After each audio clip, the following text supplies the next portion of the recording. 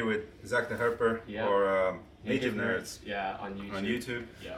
We're gonna do some enclosure building, and he's got some great knowledge that will show me what to do. So let's go. Let's go. Our hotel doesn't provide any water bottle. Ben, you want water? Ben, you want water? Yes, yes. Yeah. We started by placing some hardscape wood in the best position possible, as this would make or break the aesthetics of the enclosure. I feel it's important to really think where you want to place those logs and branches, because they might be too many or too few, too high or too low. So in my experience they need to be just right, and that comes with several failed attempts. Next we started adding the expanding foam, and it's a process that needs to be hurried up a little bit.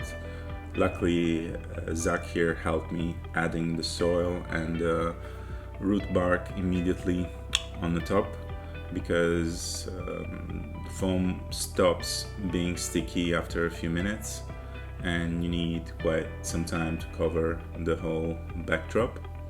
To make sure it sticks better, it's actually important to push it in a little bit after dropping it on the top. And this way you give a natural feeling to your backdrop, a naturalistic look. After about 30 minutes, the foam hardened, so we could simply lift the cage and turn it around, and you can already see the result of the backdrop. It looks pretty nice, I must say.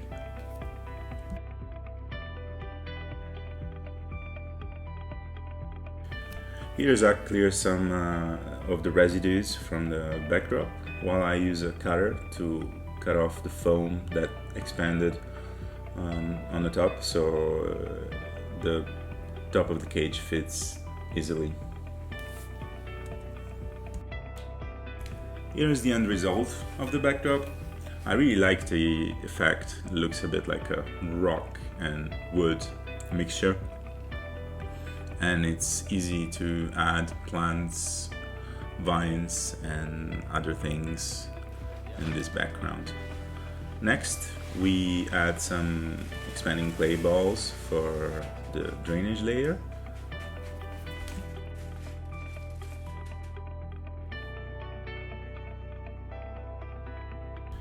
A geotextile fabric sheet to separate the drainage layer from the soil. Next we mix some sphagnum moss, orchid bark, peat moss, charcoal and cocoa peat to make the soil. It's called ABG mix, and it's often used for reptile enclosures because it can provide nutrients for a very long time for the plants, and it holds humidity quite well. Finally we start adding the plants to the enclosure. I don't recall the names of these plants, except the one on the left is of the genus Calathea, and it's way more complicated to deal with because if the roots stay wet for too long they start to rot and the leaves become yellow. The plant on the right is hardier and way easier to deal with, and it's fairly common.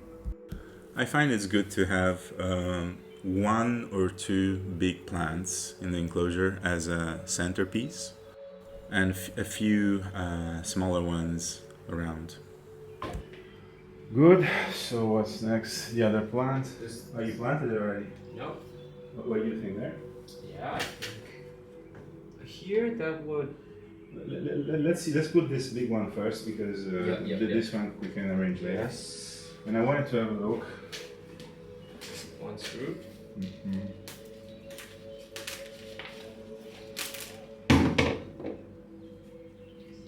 Look at this. Is this No, oh, those are really good. Good for the soil. What do we call that? Like strawberry isopods? Yeah, strawberry springtails. Those are springtails. Oh, yes. Yeah, you're lucky. You are lucky.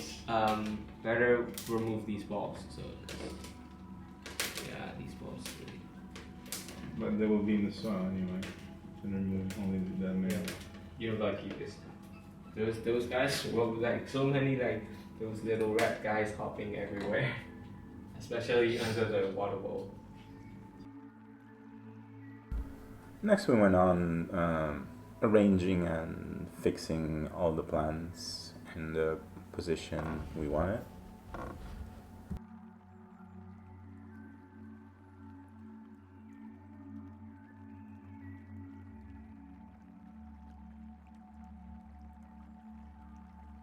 And then we started thinking about the lighting.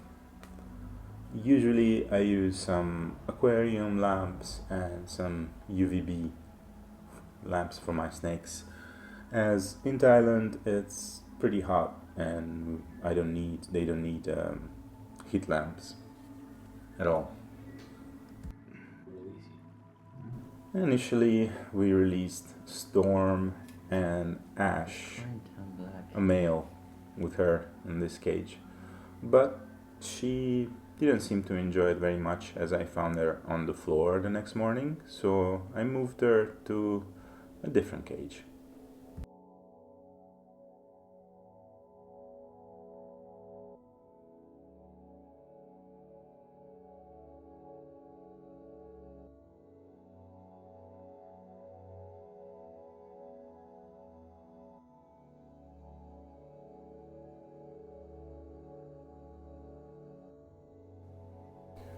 Storm now lives by herself in this quite large, spacious enclosure, and she seems to enjoy it.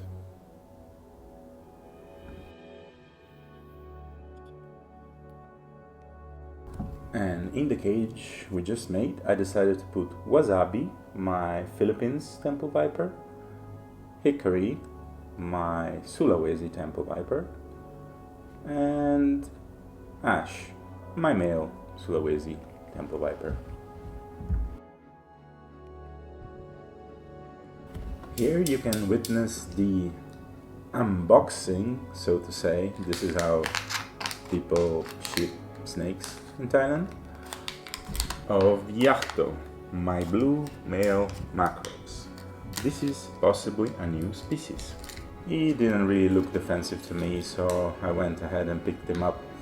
Also because I know that their venom is the weakest among the Trimersurs genus. He arrived skinny, with some water blisters and inchhead. So yeah, not the most promising, but he ate readily. There was no issue for him. So he's now well.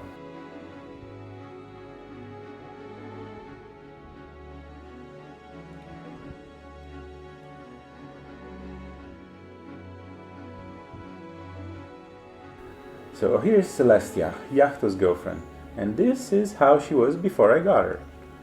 But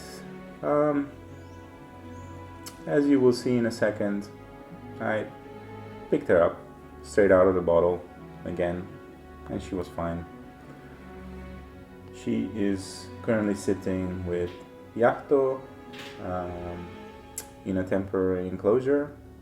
They're going through deworming, and I'm waiting for them to poop and cleanse, so then I can put them in a beautiful naturalistic bioactive enclosure.